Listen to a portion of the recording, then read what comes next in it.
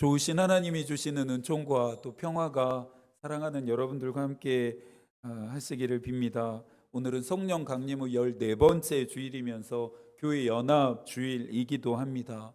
지난 월요일부터 목요일까지 저희 연회에서 진행하는 목회자 세미나가 강원도 고성에서 열렸습니다. 이번 세미나가 특별했던 점은 AI를 활용해 지속 가능한 목회 로드맵을 구성해 보는 시간이었기 때문입니다. 속도 면에서는 늦은 감이 있고 내용 면에서는 이론과 현장 사이에 괴리감이 있었지만 AI에 잠식당하는 세상을 교회는 어떻게 해석해야 하는지 통찰력을 배우는 시간이었습니다. 저는 나이에 비해 아날로그 감성을 좋아하기는 하는데요. AI는 이제 선택이 아닌 필수가 되었습니다. 변화에 가장 빠르게 대응하는 집단은 기업이죠. 이 적응이 기업의 이윤이나 생존과 직결되기 때문입니다. 다국적 빅테크 기업들의 구조는 AI로의 대체, 전환, 재편을 마쳤습니다. 효율성과 효과성으로 중무장한 AI는 대규모의 해고를 양산해내고 있습니다. 늦었지만 지금부터 교회는 급변하는 세상 속에서 변하지 않아야 할 복음을 지키고 전수할 방법을 고민해야 합니다. AI에 대한 신학적 또 신앙적인 다양하고 구체적인 논의가 필요한 이유이기도 합니다. 작년 스위스 루체른에 위치한 성 베드로 성당에서 흥미로운 실험을 진행했었습니다. 루체른 응용과학예술대학과 협력해서 2달 동안 예배당 안에 특별한 고해소를 설치했습니다. 고해소는 사제에게 죄를 자백하는 고해성사가 이루어지는 공간인데요. 이 고해소 안에 인공지능 예수를 설치해 놓고 사람들이 죄를 자백하게 했습니다. 결과가 어땠을까요? 2개월간 진행되어진 이 실험에 900개의 음성이 저장되었을 만큼 많은 사람들이 진지하게 자신들의 다양한 문제를 이야기했다고 합니다. 이 실험을 두고 악마의 작품 신성 모독이라고 하는 강도 높은 비난이 쏟아졌습니다. 이 비난에 대해 향후 고해성사를 인공지능으로 대체하기 위함이 아닌 디지털과 신성의 교차점에 대해 사람들이 생각하게 하기 위한 예술적인 실험일 뿐이라고 이 실험을 주도했던 신학자 슈미트는 말했습니다. 그러면서 슈미트는 이 실험의 긍정적인 결과 또한 소개했는데요. 흥미로운 점은 사람들이 그와 즉 AI 예수와 진지하게 대화를 나눴다는 점입니다. 농담하려고 방문하려고 했던 사람은 단 한 사람도 없었다라는 것입니다. 사람들이 예수와 대화하고 싶어하는 갈증을 했다라는 것입니다. 이 실험은 인공지능 예수가 죄를 사할 수 있는가라고 하는 논쟁과 함께 지금도 그렇지만 앞으로도 AI가 우리의 신앙에 그리고 교회에 큰 영향을 미치게 될 것임을 예고했습니다. 유다서는 그리스도인의 믿음을 위협하는 도전을 경고하면서 이 도전을 지혜롭게 극복하는 길을 제시합니다. 먼저는 믿음의 도를 위해 힘써 싸우라 말했죠. 급변하는 상황 속에서 믿음을 지키기 위해서는 수동적이지 않은 적극적인 레디컬한 태도가 필요합니다. 믿음을 지키기 위해서는 믿음을 지키려면 힘씀과 애씀이 필요하다라는 것입니다. 특전사는 1년 중에 6개월 이상 강도 높은 훈련을 한다고 합니다. 언제 발생할지 모르는 비상 상황에 대처하기 위함이겠죠. 특전사들의 상황 대처 능력은 축적된 훈련의 결과라고도 말할 수 있습니다. 영적인 원리도 같습니다. 믿음을 무너지게 하는 세상과 마귀의 도전을 언제 맞닥뜨리게 될지 모릅니다. 그러니 평소에 믿음의 훈련이 잘 되어 있어야 합니다. 믿음의 훈련이 잘 되어 있는지 그렇지 않은지에 따라 승패가 갈리게 됩니다. 그리스도인은 1년 중 6개월만이 아니라 매일 경건의 훈련을 할 수 있어야 합니다. 히브리서 저자도 경고했습니다. 새 번역으로 읽어드리겠습니다. 여러분은 죄와 맞서서 싸우지만 아직 피를 흘리기까지 대항한 일은 없습니다. 이만큼의 각오와 결단 없이 영적 싸움에서 승리할 수 없습니다. 이것이 지난 시간 우리가 들었던 유다의 권면이었습니다. 오늘은 유다의 나머지 권면의 내용도 살펴보겠습니다. 17절의 말씀을 함께 읽습니다. 사랑하는 자들아, 너희는 우리 주 예수 그리스도의 사도들이 미리 한 말을 기억하라. 사도들이 한 말을 기억하라 말합니다. 머릿속에 떠올리는 정도가 아닌 아는 것과 믿는 것과 행하는 것이 일치가 되는 삶이죠. 몇 번 나누기도 했었는데요. 기억하다의 원어적인 의미는 주의를 기울여 묵상하고 또 회상하고 스스로를 권면하여 일깨우는 적극적이고 능동적인 영적인 행위라 말했습니다. 앞선 5절에서도 말합니다. 너희가 본래 모든 사실을 알고 있으나 내가 너희로 다시 생각나게 하고자 하노라. 기술의 발전은 인간의 사유를 빼앗았습니다. 스마트폰만 하더라도 일상에서 우리에게 많은 유익을 주고 있지만 기억하고 생각하는 행위를 잊게 합니다. 사도들이 한 말, 알고 있는 모든 사실을 기억하고 생각하려면 끊임없는 그리고 반복적인 경건의 훈련을 해야 합니다. 말씀을 읽고 묵상하며 필사하고 기도하는 반복의 훈련인 것이죠. 별것 아닌 것 같고 대단하지 않은 것처럼 여겨지는 이 경건 훈련은 믿음을 위협하는 상황에서 그것들을 이기고 극복하게 하는 능력이 됩니다. 평소에 기도하지 않은 사람이 고난 앞에서 기도하기란 쉽지 않습니다. 감리의 신앙의 특징은 또 차별점은 철저한 규칙과 반복에 있습니다. 시간이 나면 경건 생활을 하는 것이 아닙니다. 경건 생활은 시간을 내서 하는 것입니다. 육적인 일을 위해서 계획하며 여러분이 시간을 내는 것처럼 영적인 일을 위해서도 계획적으로 시간을 낼 수 있어야 합니다. 거짓 교사들을 향한 유다의 경고가 더 날카로워집니다. 19절입니다. 이 사람들은 분열을 일으키는 자며 육에 속한 자며 성령이 없는 자니라.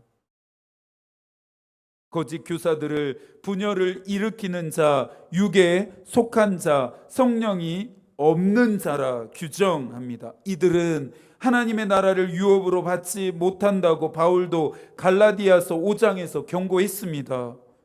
갈라디아서 5장 16절과 17절입니다. 내가 이르노니 너희는 성령을 따라 행하라. 그리하면 육체의 욕심을 이루지 아니하리라. 육체의 소욕은 성령을 거스르고 성령은 육체를 거스르나니 이 둘이 서로 대적함으로 너희가 원하는 것을 하지 못하게 하려 함이니라. 또 갈라디아서 5장 21절입니다. 이런 일을 하는 자들은 하나님의 나라를 유업으로 받지 못할 것이요. 우리가 육체의 욕심을 따라 사는 이유는 성령을 따라 살지 않기 때문입니다. 육체의 욕심을 따랐던 것을 회개하며 아무리 돌이키려고 해도 완전히 해결되지가 않습니다. 접근 방법이 틀렸기 때문이죠. 육체의 욕심을 따르지 않으려면 성령을 따라 행하겠다라고 하는 결단이 먼저 앞서야 합니다. 성령으로 살아야 성령으로 행하게 됩니다. 유다는 믿음의 도 위에 자신을 세우기 위해 성령 안에서 행하고 성령 안에서 기도하라 말합니다. 예수께서도 이 땅에서 사역할 때 성령의 능력을 의지했습니다. 아침마다 한적한 곳으로 나가셔서 성령의 뜻을 구하셨습니다. 성령 충만은 초자연적인 어떠한 능력이 생김이 아닙니다. 성령의 이끌림입니다. 사랑하는 여러분, 성령 안에서 기도하십시오. 내 문제와 어려움, 도움과 필요를 위해서도 물론 먼저 간절하게 기도해야 하지만 성령의 뜻을 깨닫기 위해서도 그렇게 간절히 또 절실하게 기도해야 합니다. 주께서 가르치신 기도의 내용처럼 하늘에서 이루어진 뜻이 나의 삶을 통해 이 땅 가운데 이루어지기를 간청해야 합니다. 21절과 23절의 말씀도 함께 읽겠습니다. 하나님의 사랑 안에서 자신을 지키며 영생에 이르도록 우리 주 예수 그리스도의 긍휼을 기다리라. 또 어떤 자를 불에서 끌어내어 구원하라. 또 어떤 자를 그 육체로 더럽힌 옷까지도 미워하되 두려움으로 긍휼히 여기라. 갑작스럽게 유다의 권면이 전환됩니다. 겨울 폭풍이 몰아치듯이 믿음의 도를 위해 힘써 싸우라고 했다면 이번에는 봄바람처럼 긍휼에 대한 이야기를 시작합니다. 긍휼은 창자를 찢어지고 뒤틀리게 하는 고통을 수반하는 깊숙한 감정입니다. 이 긍휼은 인간을 또 우리를 대하시는 예수의 기본적인 감정이었습니다. 예수께서는 사회적, 종교적, 문화적 등으로 차별과 배제를 받는 이들의 고통을 함께 느끼셨습니다. 바울은 본질상 진노의 자녀였던 나를 긍휼이 풍성한 하나님은 크신 사랑을 통해 허물로 죽은 그리스도와 함께 살리셨다 말합니다. 이 긍휼하심을 따라 우리가 구원을 받은 것입니다. 하나님은 아브라함에게 아들을 주시겠다 약속했습니다. 하지만 아브라함과 사라는 이 약속을 반만 믿었습니다. 자신들의 늙음을 알았고 거기에다 사라는 생리가 이미 끊어진 상태였기 때문입니다. 사라는 아브라함에게 그런 자신 대신에 자신의 젊은 여종이었던 하갈을 통해 하나님이 주시는 약속의 아들을 낳자 제안했고 아브라함이 응했습니다. 그런데 이 일은 향후 두 가지의 문제를 일으키게 됩니다. 하나는 아브라함과 사라 사이에서 정말 약속대로 이삭이 출생했고, 하나는 하갈의 아들이 그런 사라의 아들을 괴롭힙니다. 이 두 가지의 문제를 어찌 해결해야 했을까요? 이 두 가지의 문제를 해결할 수 있는 방법은 하나였습니다. 하갈과 그의 아들을 쫓아내는 것이었습니다.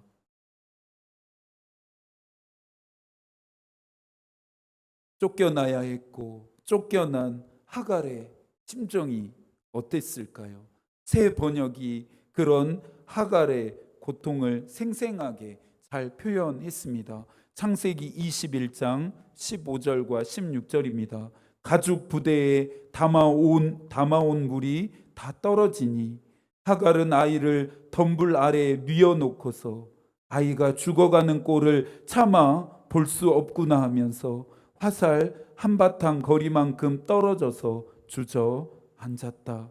그 여인은 아이 쪽을 바라보고 앉아서 소리를 내어 울었다.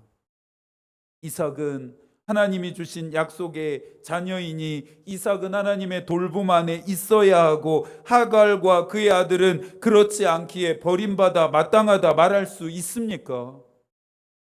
하나님 정말 그런 분이실까요? 고통스러워하는 하갈을 바라보는 하나님의 마음이 궁금해졌습니다. 창세기 21장 17절과 18절입니다. 하나님이 그 아이가 우는 소리를 들으셨다. 하늘에서 하나님의 천사가 하갈을 부르며 말하였다. 하갈아, 어찌 된 일이냐? 무서워하지 말아라. 아기가 저기에 누워서 우는 저 소리를 하나님이 들으셨다. 아이를 안아 일으키고 달래어라. 내가 저 아이에게서 큰 민족이 나오게 하겠다. 20절, 그 아이가 자라는 동안에 하나님이 그 아이와 늘 함께 계시면서 돌보셨다. 하나님은 아브라함, 사라, 이삭만 돌보셨던 것이 아닙니다. 하갈과도 함께 하셨고 하갈의 아들도 늘 함께 하시면서 돌보십니다. 하갈의 아들인 이스마엘의 이름의 뜻은 여호와께서 하갈의 고통을 들으셨다입니다. 하나님은 하갈의 고통에 긍휼로 응답하십니다. 유다는 하나님의 사랑 안에서 이 긍휼을 기다리라 말합니다. 하나님은 우리를 사랑하십니다. 하갈과 같은 상황에 내처진 나도 그리고 우리도 불쌍히 여기십니다.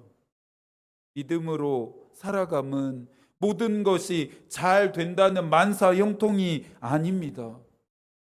믿음을 따라 사는 삶의 고난은 어쩌면 불가피한 것입니다.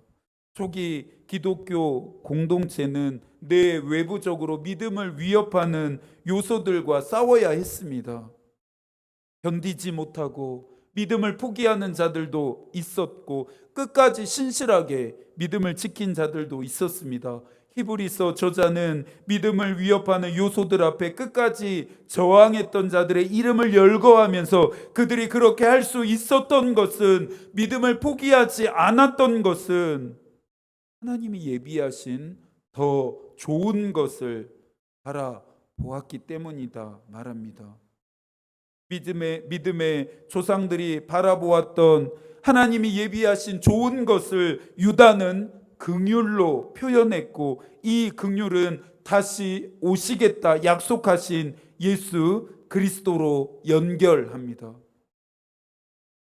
긍휼을 기다림은 곧 예수 그리스도를 기다림입니다. 예수께서 성육신하심은 나의 죄를 대속하기 위해서였고, 예수 그리스도께서 다시 오심은 나를 구원하기 위해서입니다. 긍휼을 기다림이 개인적인 권면이라면 긍휼이 여김은 공적인 권면이 되는데요. 한 번 더 22절과 23절을 읽어볼까요? 어떤 의심하는 자들을 긍휼히 여기라. 또 어떤 자를 불에서 끌어내어 구원하라. 또 어떤 자를 그 육체로 더럽힌 옷까지도 미워하되 두려움으로 긍휼히 여기라. 긍휼히 여겨야 할 자들은 누구입니까? 어떤 의심하는 자들, 또 어떤 자입니다. 이들을 성서학자는 세 집단으로 분류하는데요. 첫 번째는 거짓 교사들의 교훈과 가르침에 대한 두 가지의 마음을 품고 있는 자들입니다. 이 자들은 논증을 통해 주께로 돌아올 수 있다라는 것입니다. 두 번째는 거짓 교사들의 교훈과 가르침에 깊이 빠져 있는 자들인데요. 마치 불 속에 빠진 사람을 건져내듯이 거짓 교훈과 가르침 속에 빠진 자들을 끌어내라는 것이죠. 마지막으로는 나는 오직 은혜로만 산다 고백하면서 하나님을 두려워하는 마음으로 경외하는 자입니다. 불쌍히 여길 수밖에 없는 자들입니다. 유다가 말하는 긍휼은 감정적, 정서적인 영역이 아닌 실제적이고 현실적인 권면입니다. 유다는 거짓 교사들의 교훈과 가르침에 저항하고 온전히 하나님의 말씀만을 따르라 요구하면서 믿음의 도를 위해 힘써 싸우고 이제는 믿음의 도 위에 자신을 세우라 말합니다. 그런데 여러분, 이 일이 우리의 의지와 노력만으로 되는 것이 아니기에 하나님의 능력이 필요합니다. 24절입니다. 능히 너희를 보호하사 거침이 없게 하시고 너희로 그 영과 앞에 흠이 없이 기쁨으로 서게 하실 이. 하나님은 우리를 위협하는 것으로부터 보호하시고 그것들을 이기도록 거침없게 하시며 마침내 하나님 앞에 기쁨으로 서게 하십니다. 이 구절은 우리가 살아가게 될 인생 전체를 전망하게 합니다.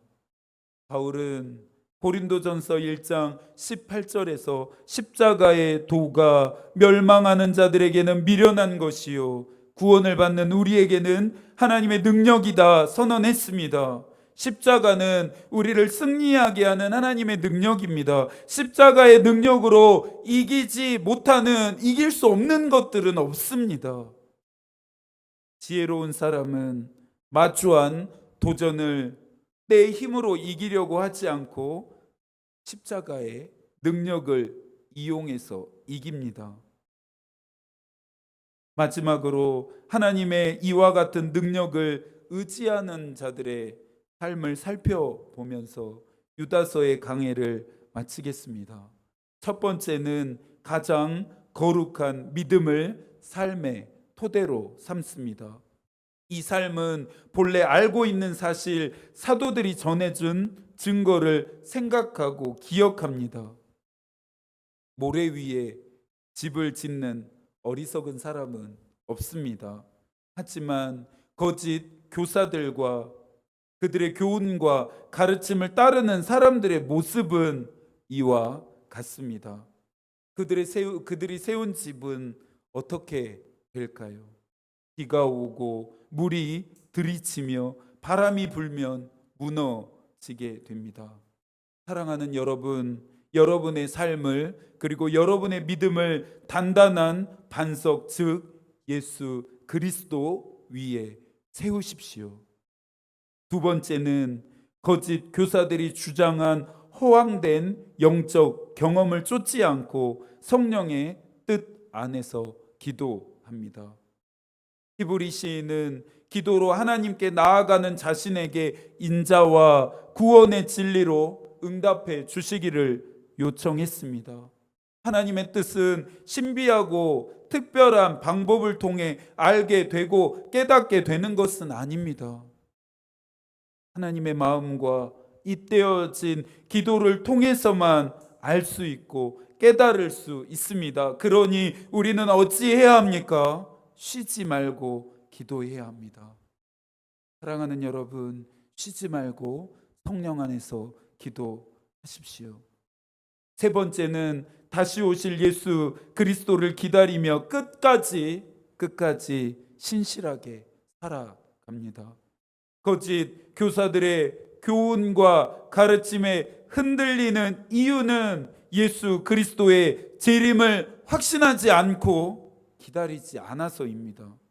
영생은 없으니 현세를 즐기는 것이 더 낫다 여기기 때문이죠. 이것이 얼마나 어리석은 생각인지 베드로 전후서와 유다서 강해를 통해 우리는 벌써 확인했습니다. 올바르지 않은 나의 마음과 행위와 삶을 돌이키지 않는 이유는, 하나님께로 돌아서지 않는 이유는 하나님의 살아계심을 믿지 않기 때문이고 다시 오실 예수 그리스도의 재림도 믿지 않아서입니다. 나의 믿음이 진짜가 아닌 가짜라는 이야기입니다. 사랑하는 여러분, 현세의 낙을 누리기보다는 하나님 나라에서의 영원한 삶을 소망하십시오. 하십시오. 이 세 가지가 저와 여러분의 삶의 모습이기를 소망합니다. 유다는 거짓 교사들을 전염병으로 취급하고 또 미워하며 피할 것을 강력하게 권면했습니다. 우리의 믿음을 위협하는 거짓 교사들, 이단, 그리고 그들의 교훈과 가르침에 대한 가장 지혜로운 대응 방법이라 할 수 있습니다. 마지막으로 25절의 말씀도 함께 읽어 볼까요? 곧 우리 구주 홀로 하나이신 하나님께 우리 주 예수 그리스도로 말미암아 영광과 위엄과 권력과 권세가 영원 전부터 이제와 영원토록 있을지어다. 아멘. 우리의 삶의 목적은 하나님의 영광이어야 합니다. 이 한 주간도 저와 여러분을 통해 하나님이 영광 받으시기를 소망합니다. 여러분을 위해 이 한 주도 기도하겠습니다. 하나님의 마음이 우리의 기도가 되고 하나님의 뜻이 우리의 길이 되기를 빕니다. 아멘.